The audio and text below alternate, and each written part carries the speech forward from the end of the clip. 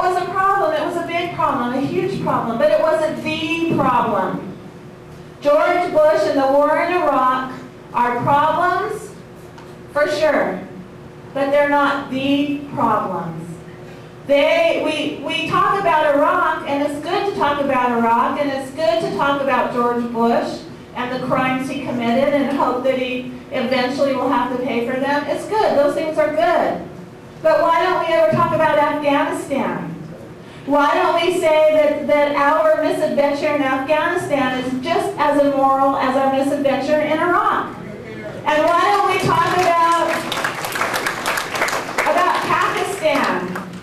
You know, we are actually, this has to be one of the most immoral things ever, is having a young person in Nevada directing drone bombing in Pakistan. And how can that person in Nevada tell who he or she is bombing? You know, but of course, it's one of the myths of America. Is if America kills somebody, then that person must have deserved to be killed. If America kills somebody, they're never innocent. An innocent person has never been executed in this country, and an innocent person has never been killed in Vietnam or Iraq or Afghanistan or Pakistan. An innocent Native American was never killed. What did Sherman say? Was it Sherman, the only good Indian is a dead Indian? So we have to start talking about everywhere we are. Not only the hot wars we have going on, but what about the covert actions? We've seen them big time in the past month, in Iran and in Honduras. Those are always happening. They have never stopped happening since World War II. And so what is the problem if it's not George Bush? It's the military-industrial complex. It's war for profit. It's imperialism. It's empire. And, you know, excuse my language. I'm going to try to be very good since I'm in a church and not cuss that much. But with all due respect, I used to call George Bush the boil on the ass of democracy. Okay, so there's a boil. If you have a boil, there's something wrong with you. It's not just a boil. It's something in your system that causes that boil to pop out. Sometimes it can be something very minor. Sometimes it's something very major. But if you don't cure the disease that manifests in a boil, then if you lance it, you're going to get another boil. And in America, one person's boil might be another person's beauty mark. So we have a system that is deeply, deeply cancerous. It's not the person, it's not the political party that we need to focus on. That's a mistake. That's the mistake we made under George Bush. For 8 years, we got some kind of pleasure out of hating somebody. And we hated him so much that anybody replacing him would have been good. You know, it was like we had a white-hot hatred to one man, and now there's almost like a cult of worship for the other man. And either one is wrong, because it's not the man, it's the system. And people tell me, Cindy, you know, Barack Obama wants to do the right thing, but he can't because of the system. And I say, that's what I'm telling you. And if you have to extend that grace to Obama, then you have to extend that grace to Bush also.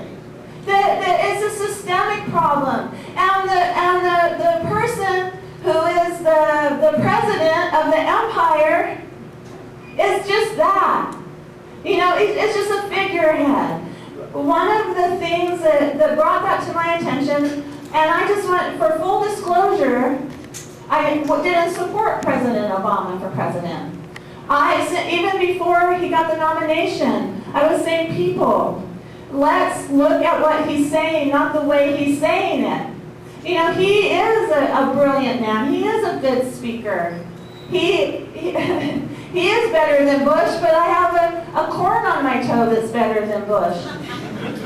And so, but if you listen to what he's saying, now people are telling me, Cindy, I'm heartbroken because Obama's sending more troops to Afghanistan and he's bombing Pakistan. I said, but that's what he said he was going to do. You know, you weren't listening to what he said he was going to do. So I understand that broken feeling, that sad feeling, but he's actually a rare politician that's fulfilling one of his campaign promises, right? So it's okay to like your president. So if it's okay to like Obama, then we look back like 6 months ago, and George Bush left office with the lowest approval rating of any president in American history. And I'm proud to say I probably contributed to a few percentage points myself. But he has a 23% approval rating. I'm like, who are these people? Yeah, I was just in Dallas. I think they all live in Dallas.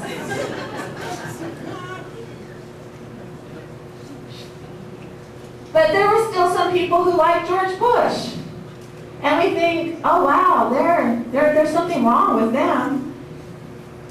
So that's okay, but until we focus our energy, because all of us have a limited amount of time, we have a limited amount of energy, and we have a limited amount of money. So until we focus that properly on the system, and not on the Democrats or Republicans or people, then we're not going to be effective and nothing is going to change.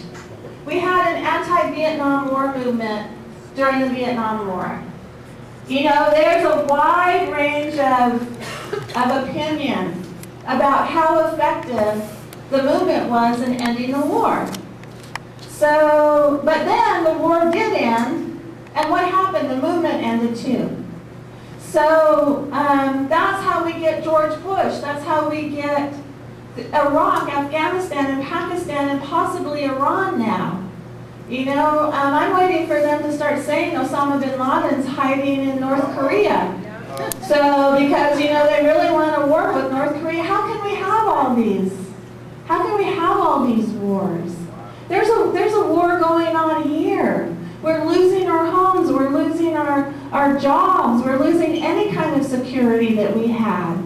But the empire keeps rolling along, and now people in America are starting to wake up to know that the empire is crushing us too.